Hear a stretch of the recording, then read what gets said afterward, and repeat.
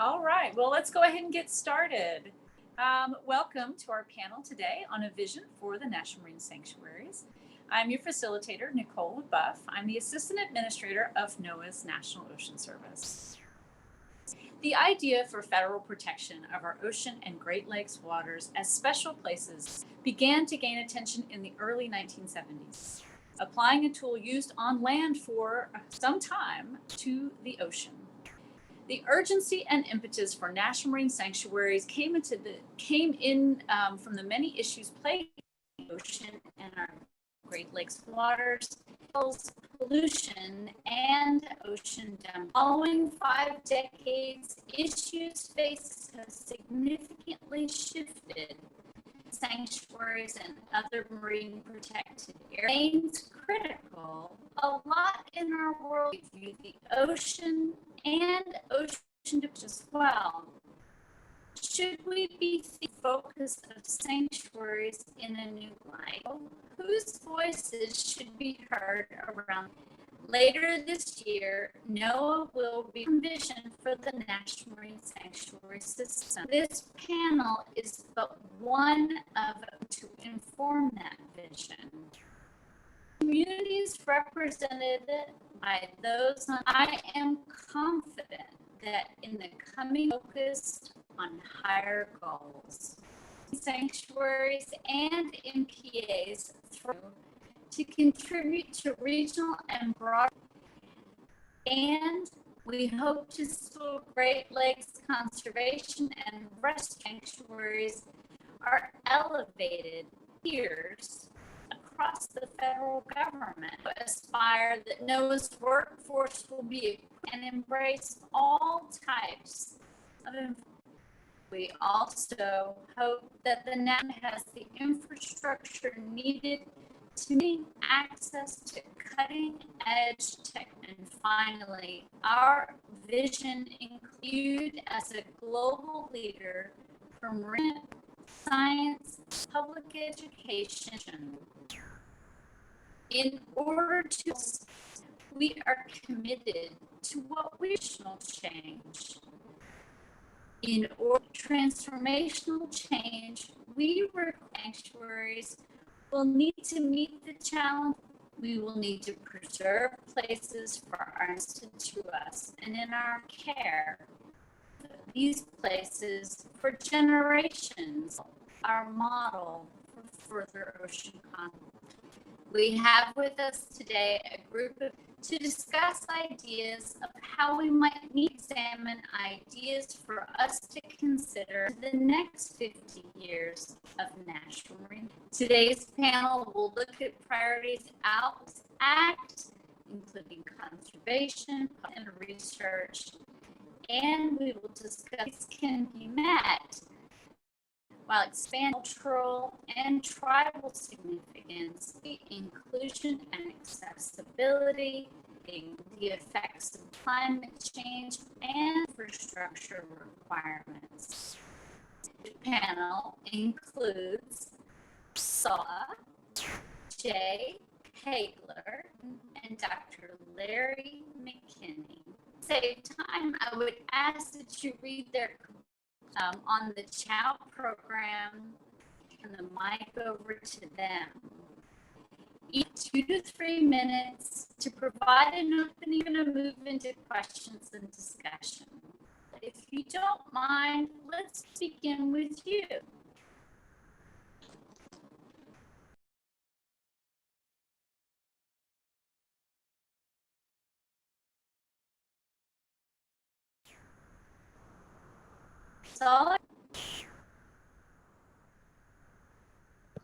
Okay, I'm sorry. All right. Well, let's do this.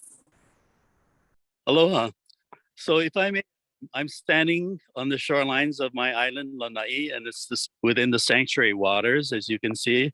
It's beautiful morning, but I'd like to open with an oli of welcome. So this is a traditional way of inviting someone who's coming from afar. So I think in this virtual format, this is interesting that an oli can go through a virtual format, but I'd like to all welcome you in that manner. So please bear with me. Ua au no veo una kapua o ke ali'i. Po lena lena ha lena I ka vai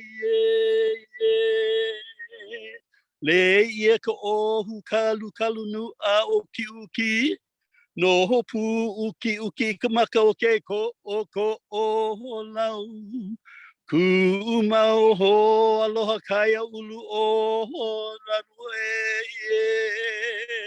o lalo ho o ki vaya kana ulu I ka himea iki huna makahuna me he highlight pili o whoever he mai he mai aloha mai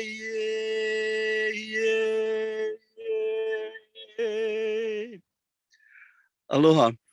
And this would be a traditional way of welcoming people who have traveled from afar. And this particular Oli talks about making a place of comfort. So by the time you arrive, we've heaped up piles of ferns for comforting your bed. And then we know the distance you've traveled. So in your presence, I'm just a small person, but since you have arrived, and today virtually, I feel so proud and happy like a flag waving in the pili grass. So I want to welcome you to the Hawaiian Islands Humpback Whale National Marine Sanctuary. And as you can see behind me, these are the sanctuary waters, and the sun has risen, and this is Maui Nui. So we are within the sanctuary waters itself. And I think that for the time that I've been with the sanctuary, much of our focus has been on making sure that we were keeping the kohola, which is the whale. We're a single species sanctuary, keeping it protected and managing it as well as we can. We have good education programs. We surely have become top-notch in our rescue of entanglements and that kind of thing. But one of the things that I would like to see moving forward is that the sanctuary now becomes a part of place. And in the Hawaiian Islands, a part of place means that there are cultural values that are attached to the whale or the kohola. So for us, the kohola is named also as Kanaloa. And Kanaloa for us is the god of the sea. So there's a lot of reverence here about the whale. And in the presence of the kohola here in Hawaii, we know that it travels far away and it visits other places, but it births its calves here in Hawaii.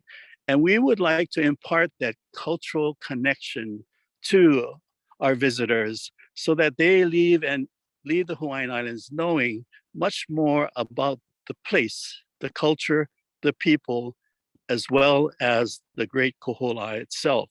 So I imagine that in the next 50 years, that people will come here to Hawaii, not just to get a pendant that they will wear on their neck with a whale's tail, and then not just go on a whale sightseeing tour, but then they would come away learning much more about the values that the whale imparts. Like the spout of the whale is about its breath, the ha. And for us, the ha is very important because that is what gives us life. And the cuddling of a mother and her calf is about ohana. And we'd like you to know that value is important in the Hawaiian culture. And we'd like you to see that there is great mana. So when a whale breaches out of the water, that in that power is mana. And that exemplifies the greatness of the whale. And then if you can impart those things in our education and in the place when you visit the Hawaiian Islands, then we would be very thankful that you have come away learning much more about Hawaii, the people, the place, as well as the great sanctuary that we are. So I'm very proud to be a part of this panel, and I'd be happy to answer any questions. So I'll leave it at that. Aloha.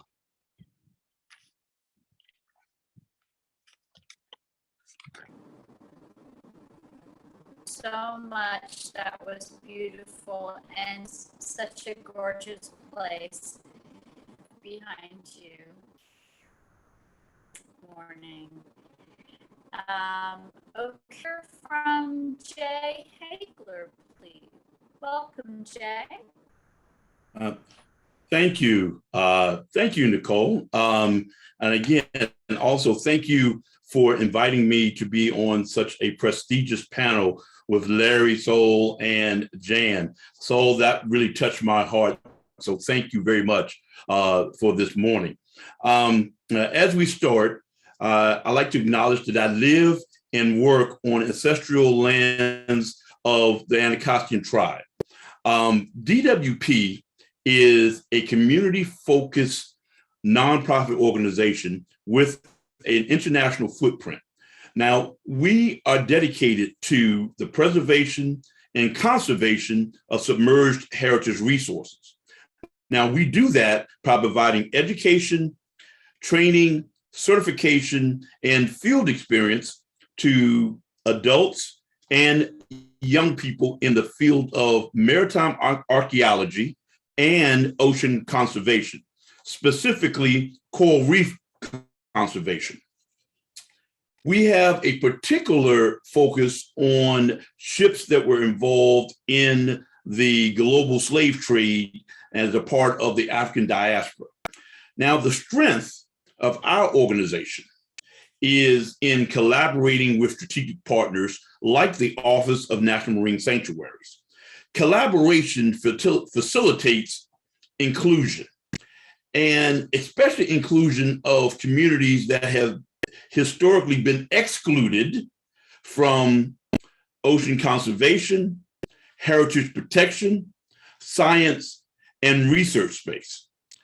I'm here to actually talk about our experience and the strength of collaborating with organizations such as the sanctuaries, and actually talk about that collaboration, its strength, and of that collaboration with organizations that have strategic visions that are like-minded and similar to ours.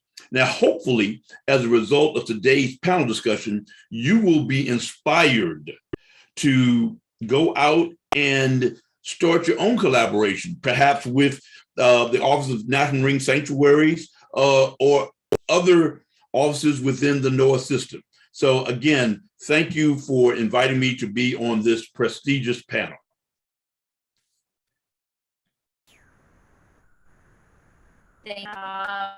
Let's hear from Jan Newt.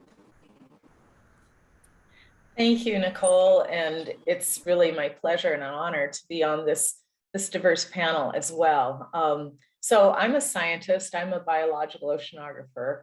I am speaking to you from Seattle on the shores of the Salish Sea, home to the Salish home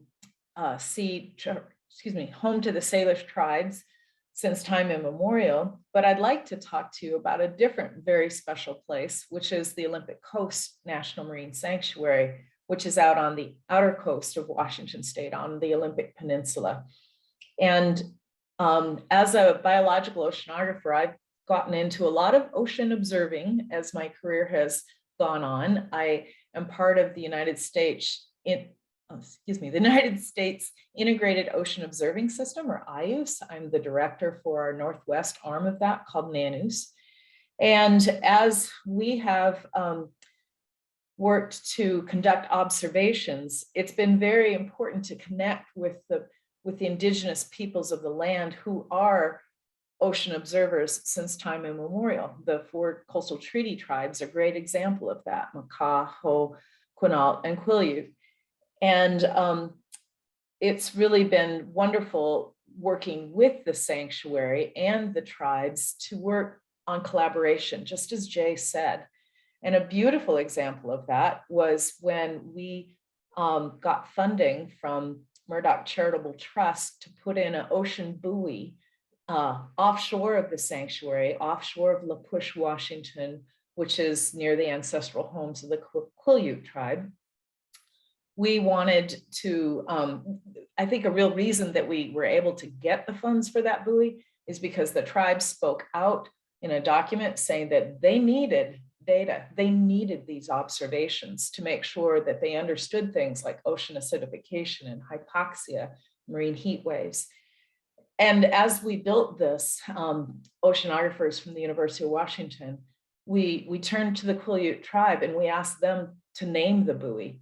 And they did. Anna Rose Council-Geyer gave it the name Cheba, which in Quileute means whale tail. And she said, just like a whale, you see its tail, right? But there's so much more beneath it. Well, with our buoy, they see that yellow thing floating in the water, but there's all the instrumentation below it. And so Cheba has now been in the waters off of the sanctuary since 2010. So it has quite a legacy, and it's just one tiny example of the collaboration, respecting the land, respecting the people, and really working together to get so much information. Thank you.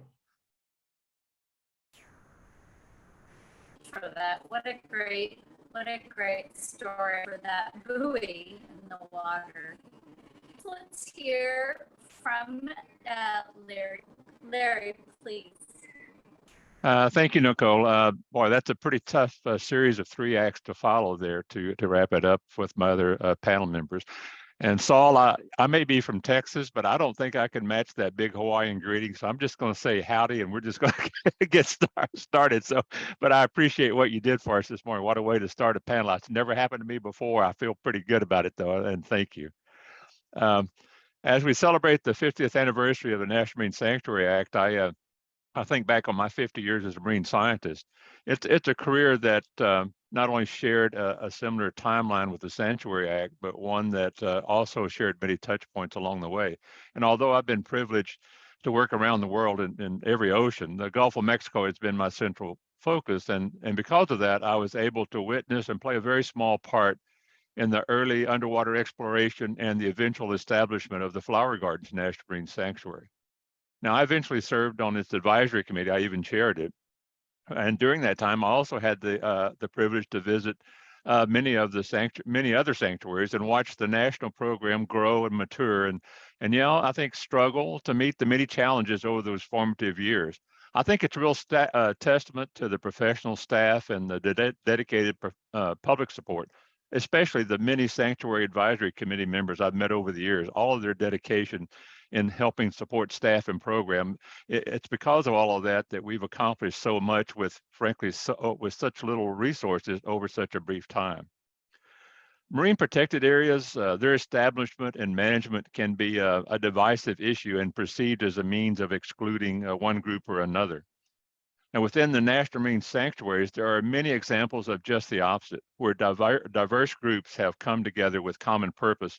And this ability is worth sharing. And you've heard a little bit about that from our panel members today. Hopefully we can build on such positive examples going forward.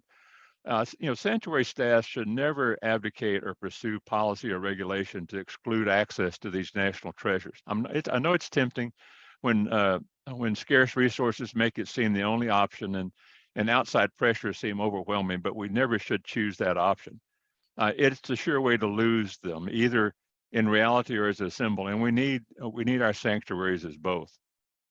I think the National Marine Sanctuaries, like the Flower Gardens, I think of them as sentinels, both from a scientific perspective, as Jan was talking about, and societal, as all our panel members have talked about. And they mark our progress and sometimes our regression in protecting our only home for now and the future. I hope I do not live long enough to see these iconic places degraded beyond recognition, but it's a distinct possibility as we know the pressures that we're facing today. I appreciate the opportunity to participate on this panel, focusing on the future of the National Marine Sanctuary, the long-term vision and transformational changes identified as needed to meet that challenge. I hope we have the opportunity to discuss both philosophical and practical issues important to meeting that future. And again, thank you all for allowing me to be part of this panel. Larry, thank you so much to you. Discussion, both practical and philosophical. Start with take the expertise we have on the panel and very, I'd like to hear from the panel, the greatest challenges are in the Great Lakes and how them can be deployed, those challenges, whether that's loss of Sentinel site, Larry, climate change. You tell me, what do you see as some of the biggest? Don't make me call on you. Well, I know we're having a little bit of communications problems, Nicole, with voiceover, so we might just repeat what. And you asked the question was, what are some of the greater challenges we face in maintaining these sites as sentinels and that type of thing? I think really. And well, I know all our panel can, but I just launch on one, and that is the resources for our sanctuary staff and so forth to do that job. I think that's a over the whole period of time that I've been on advisory committees and also working with national program, that has really been a difficult challenge to have the resources to meet all of those challenges, do what we need to, and so that's an easy one, I guess, to start with, is those resources. We need those. We need to make the case nationally and to Congress and others that these areas are important for all the reasons we talked about. And that we need to put the funding to them to make sure that they maintain their place as both sentinels and from a scientific and a societal standpoint. I'll hop in here real quick. Oop. I had enough resources I'd pay to have said, and I didn't, but thank you for saying that.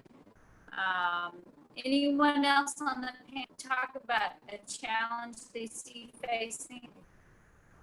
Yes. Go ahead, Jay. Okay. Yeah. I say one of the biggest challenges, I believe, actually, I think two of them, and they're interrelated. One is community engagement, and particular community engagement of young people. Young people are our future, and it is, I think, a real challenge to grab the attention of young people long enough to care about our aquatic systems, our sanctuaries. And then the other challenge is climate change. If we're able to galvanize the community and actually form those coalitions and collaborations, I think together we are stronger together to actually focus on climate change, which I think is the biggest challenge we face environmentally, even in the aquatic environment as well as the terrestrial systems. Hey, Nicole, I think Jan's trying to get in. I know we've been having a little audio, but Jan has been trying to get her too. But Thank you, Larry. I wanted to pick up on what you said about resources, and it'll weave in with what Jay just said. So I've been on the Olympic Coast National Marine Sanctuaries Research Advisory Council for a lot of years as well, and have seen the struggles with resources. And for instance, their boat was a small boat, and it was in service for way past its lifetime. But really, fortunately, we were able to christen a new vessel, research vessel, larger, more capable this year. And it is going to support so much science, not just the sanctuary's own work with seasonal moorings, but also the Quileute tribe has made some hypoxia monitors and just a plethora of things. So the resources go far and wide when they are provided. I wanted to talk a little bit about what Jay said about partnerships, and that's where sometimes I see people saying really stovepiped. And what I love about the energy that's gone on at OCNMS and what we do with NANUS is to really try to melt that together so that you can see different line offices funding different things, different agencies, tribes, whatever, funding different types of research, different opportunities that then are being merged together. And it's not like, oh no, that's mine. You know, it's like, we gotta band together, because Jay, you're spot on with climate change. And one of the things that OCNMS did is become an ocean acidification sentinel site. There's several sentinel sites, and they're mostly on water level, and that's incredibly important too. But on the west coast of the Pacific Northwest, we are really struggling with ocean acidification. So it made sense for them to do that. And so, you know, knowing your land, knowing your issues, and really working together. So I guess I've given you more than just challenges. I've also given you some successes. So thank you. Yeah, and if I can chime in,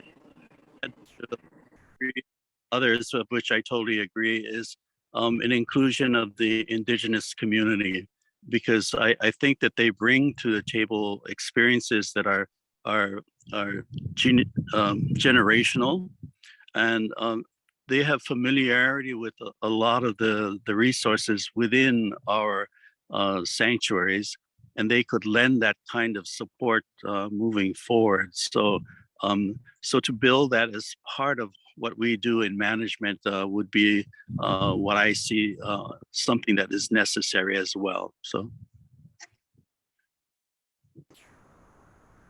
And that leads me to another question with regard to equitable access, but it's also in the design and execution system. What did the panelists increase equitable access to our sanctuaries, but also to the associated with their design?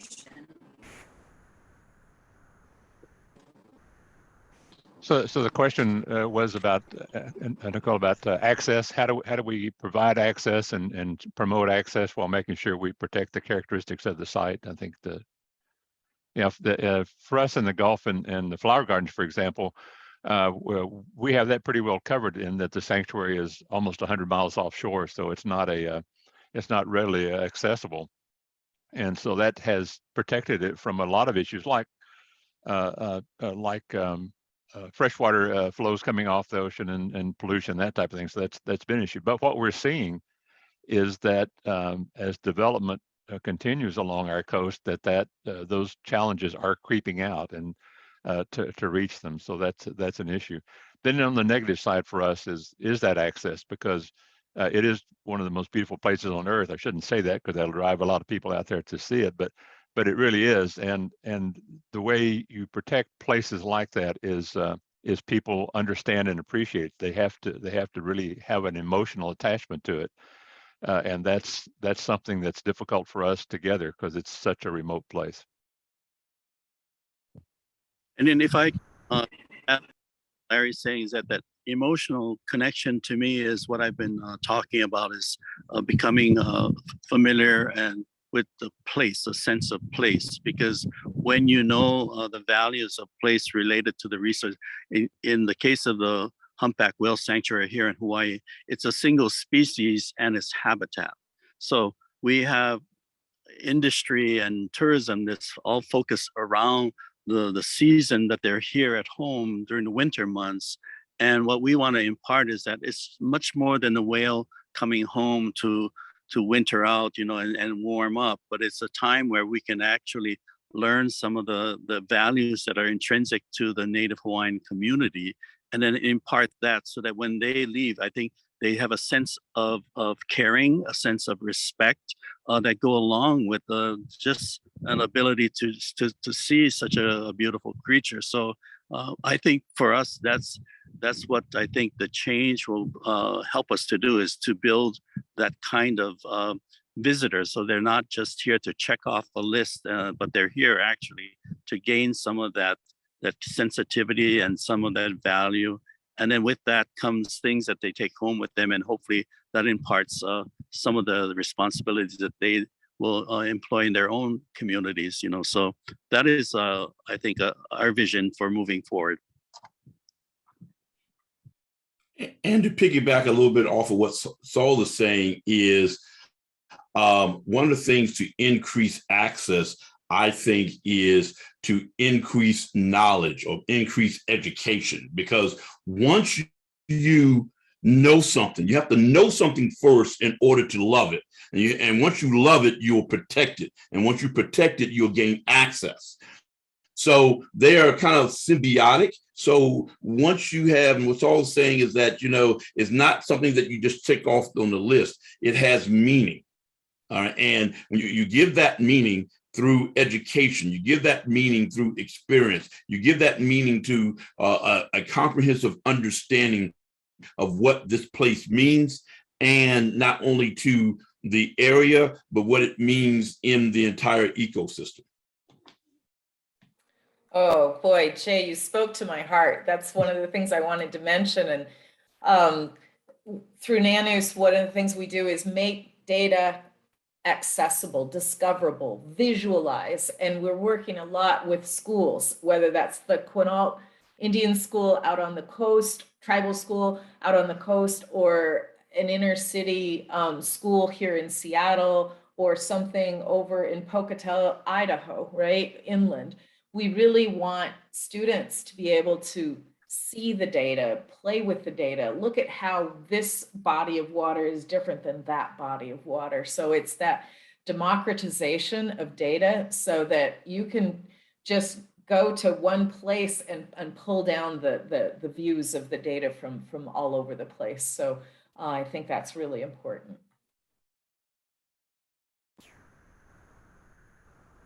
And I like the democratization of data a lot. Left, you all are of marine conservation and being connected. What more talk to us about? What others we look forward to the development vision for the sanctuaries? Now's your chance. I'll hop in real quick here. As proud as I am of the research that's gone on, there could be so much more. For instance, I know the sanctuary has these moorings that I referred to, but right now they collect all of the data and it's downloaded after a month or two. There's somebody at the University of Washington who could make them into real-time buoys just with the technology that we know. But of course it costs money, right? And I think it's these kinds of things that sometimes are so, when you look at the scheme of the dollars that it needs, it's not that much. But what does real-time information do?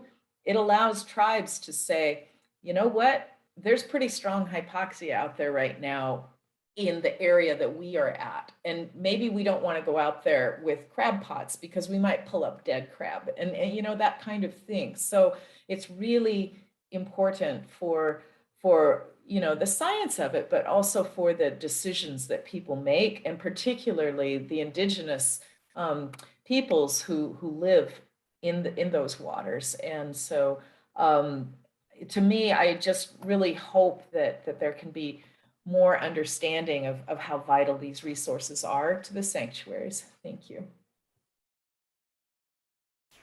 Thank you, Jan. And then maybe I'll add for Hawaii. As I mentioned, we are a single species sanctuary. So the kohola, the whale, is our main focus here. But in the Hawaiian context, there is no separation from a species like a whale to its ecosystem or its environment.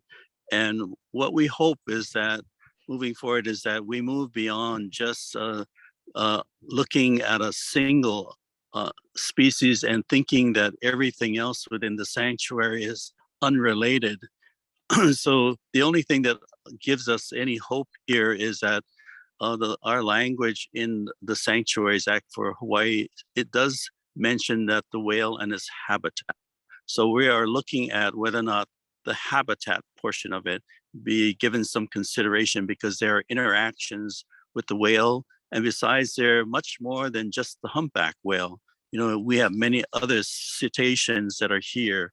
and they're all interacting. And for us, it is important to know that we're in an area that is rich with an ecosystem of many plants and animals within the sea that are all interacting, and their health and their care is important to each other.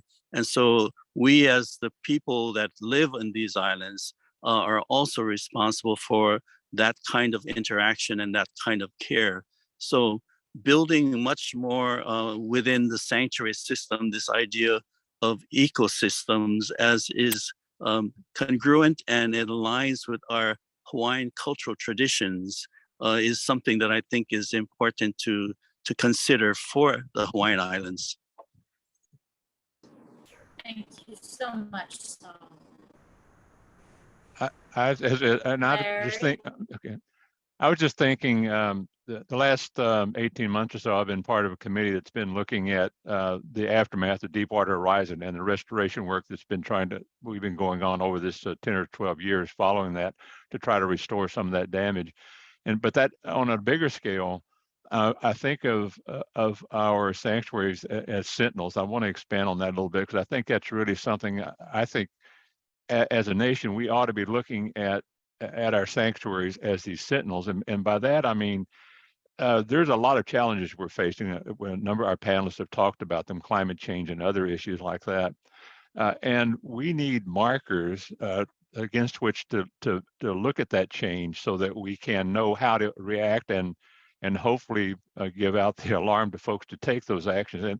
And I think those sanctuaries can be that. Those are our National Marine Sanctuaries are the places that we ought to be using as our marker of how good we're doing or how poorly we're doing in protecting this only place that we have to live. And so we as a nation, I think, need to be putting the resources to these areas so that we can, just as Jan was talking about, the ability to have places to gather this information against which to compare things going forward. So all of us on this panel represent areas where that could be valuable. And so I don't want that to be forgotten. I think that's really an important aspect of the sanctuaries, and it could be a more important one.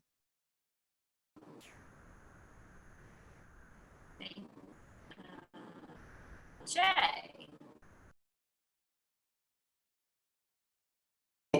One of the things I think is critical, and we talked about resources, is, and one of the things that NOAA and more specifically the Office of National Marine Sanctuary has been a leader on is actually the blue economy. All right. So when you talk about resources, you talk about, how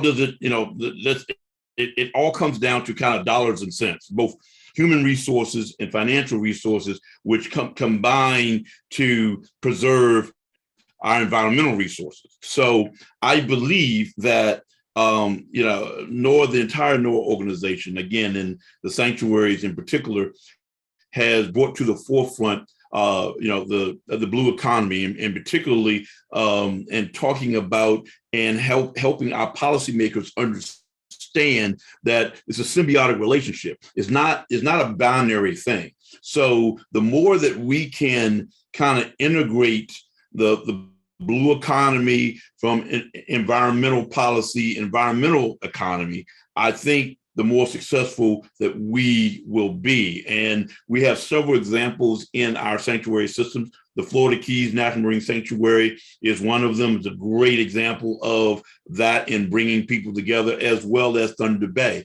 I'm on the Sanctuary Advisory Committee of Mallows Bay, Potomac River. And so we, start to take these lessons learned and best practices from all the sanctuary system, but always be mindful of resource allocation, resource appropriation. And that all kind of interconnects with the blue economy.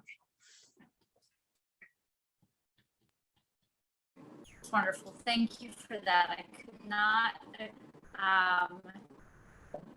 I'm going to, any of the panelists want one? I won't ask you what your favorites you probably already get. based on your local affiliation. With that, I want to thank our panelists for their your ideas.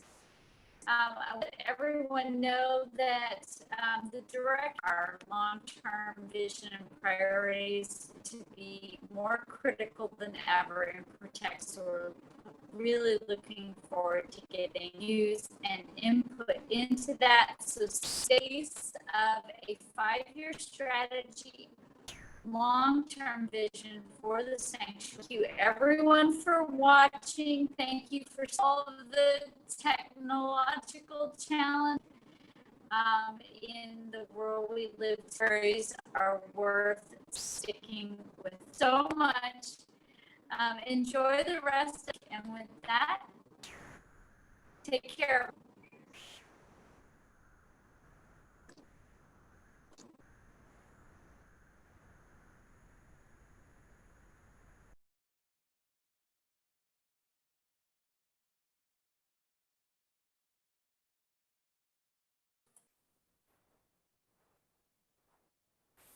Thank you so much, Saul, for making it so beautiful with your screen of the environment and for honoring us with that chant. That was just really magical. You're on mute. I'm actually here with my grandchildren to get them to be familiar with the land. They're 4 years old, twins. And so this is their time that they can spend with me. And so I thought, okay, I'm gonna have them and I'm gonna be in a remote area and I'm gonna have to connect to CHOW. And so I say, I'm gonna just try and see if it works. If it doesn't, it doesn't. So this was a chance I took and it all kind of hooked up. So I'm happy that it came together, yeah. Wow, yeah, even more special that you just said that you were with your grandchildren. That's just really, really awesome. When I come back in the next life, I want to be your grandkid. You don't have to wait. All right, well, go enjoy. Bye-bye now. Thank you.